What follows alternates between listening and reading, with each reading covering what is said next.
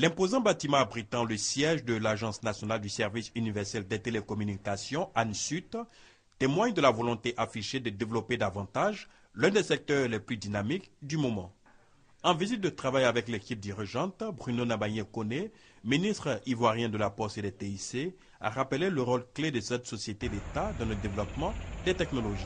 Ayant en charge le développement d'infrastructures, d'équipements et la mise en œuvre du programme du service universel, l'ANSUT assure la gestion d'un fonds de plusieurs milliards de francs CFA destiné à financer de grands projets. Chacun des opérateurs contribue à hauteur de 2% de son chiffre d'affaires annuellement à l'alimentation de ce fonds-là. C'est pour cela que nous devons être regardants et extrêmement exigeants vis-à-vis de nos collaborateurs sur l'utilisation de ces fonds.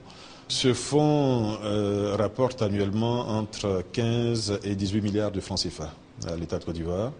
Il faut savoir qu'il y avait un solde antérieur donc, qui nous permet aujourd'hui de réaliser des actions plus importantes.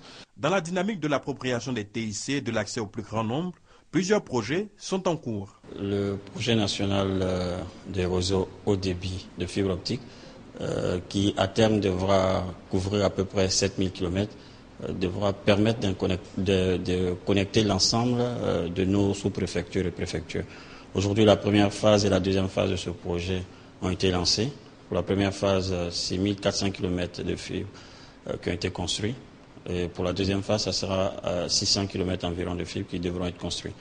Outre ces projets, l'État ivoirien va développer la gouvernance électronique, l'introduction des TIC dans le domaine de l'agriculture, la santé et l'éducation.